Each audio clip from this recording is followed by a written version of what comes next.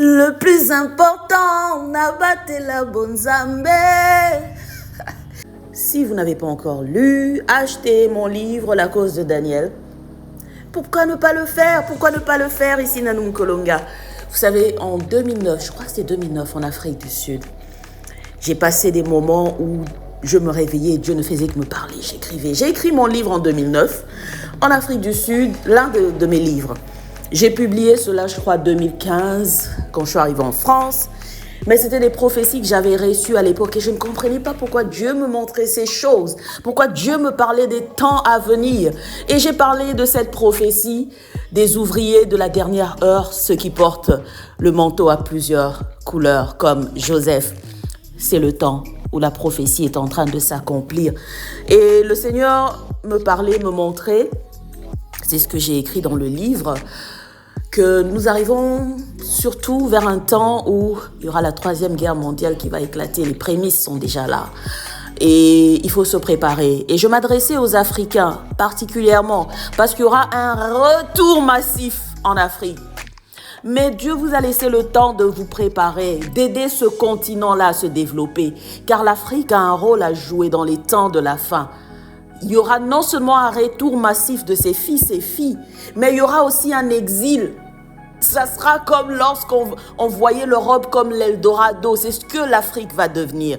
Mais est-ce que vous avez pris le temps de développer l'Afrique? Est-ce que vous avez pris le temps de faire ce que Dieu voulait que vous puissiez faire pendant votre préparation en Europe, à l'étranger, aux États-Unis? Ou est-ce que vous avez passé le temps à danser? Vous avez passé le temps à acheter des vêtements chers, des labels où on vous voit dans tous les endroits luxueux. Qu'avez-vous fait avec ce que Dieu vous a donné? Le temps, c'est un don de Dieu. Qu'avez-vous fait avec les compétences, les opportunités que Dieu vous a données?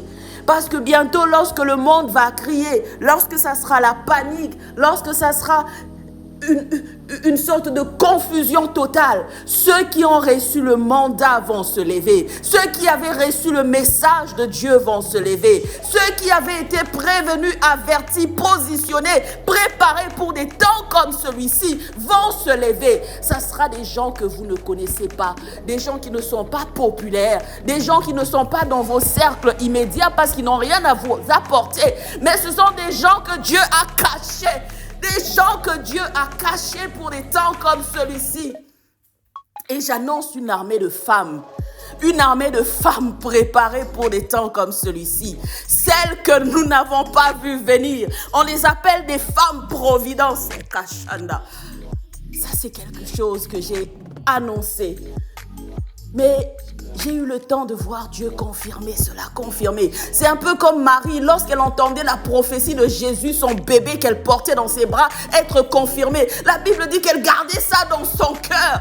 Elle ne faisait qu'accumuler les confirmations.